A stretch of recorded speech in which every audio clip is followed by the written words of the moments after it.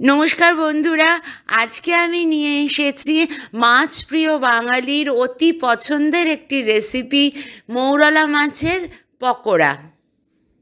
প্রথমেই মৌরলা মাছ নিয়েছি, সেগুলোকে ভালো করে ধুয়ে নেবেন। এইবার মাছগুলোতে খানিকটা লেবু এবং গোলমরিচের গুঁড়ো মাখিয়ে নিন।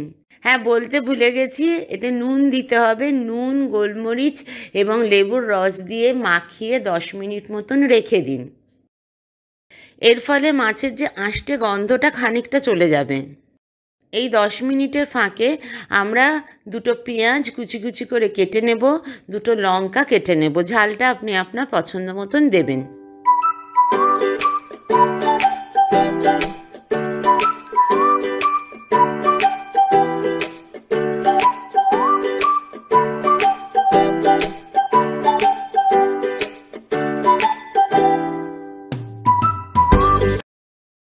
প্রথমেই দিয়ে দিন খানিকটা নুন। এই কেটে রাখা পেঁয়াজ এবং লঙ্কার মধ্যে নুন দিয়ে এটাকে ভালো করে মাখিয়ে রাখুন, কারণ পেঁয়াজের মধ্যে নুন দিয়ে রাখলে তার নিজস্ব কিছুটা জল বেরিয়ে থাকবে। এইবার এর মধ্যে দিয়ে দিন কালো জিরে, হলুদ গুঁড়ো, লঙ্কার গুঁড়ো। বেসন 1 কাপ মতন হাতের কাছে রাখুন, কিন্তু অল্প অল্প করে মেশাবেন। দিয়ে দেবেন চালের গুঁড়ো 1/2 কাপ মতন। দিয়ে অল্প জল দেবেন, কারণ পেঁয়াজ থেকে যে জলটা বেরিয়েছে সেটা দিয়েই মাখা হয়ে যাবার কথা।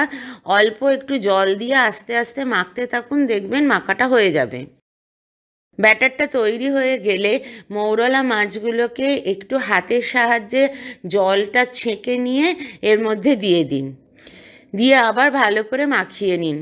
এবার পকোড়ার আকারে গড়ে গড়ে এগুলোকে ভালো করে ভেজে নিন। আমি সর্ষের তেলে ভেজেছি।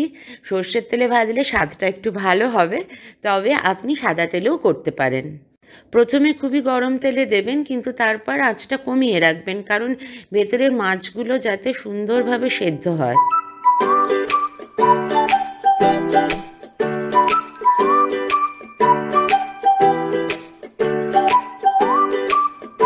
গোল্ডেন ব্রাউন করে ভেজে নিন। যতটা সম্ভব তেল ঝরিয়ে তুলে নিন।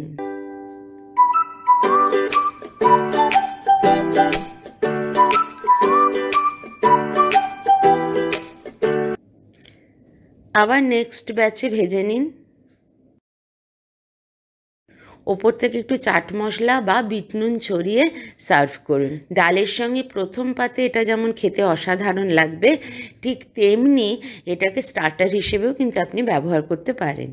এইভাবে মৌরলা মাছের পকোড়া বা পেঁয়াজি যদি আপনাদের ভালো লেগে থাকে, তাহলে অতি অবশ্যই আমার চ্যানেলটিকে সাবস্ক্রাইব করুন, লাইক ও শেয়ার করে আমাদের সঙ্গে থাকুন এবং অতি অবশ্যই আপনার সুচিন্তিত মতামত আমাদের জানাবেন।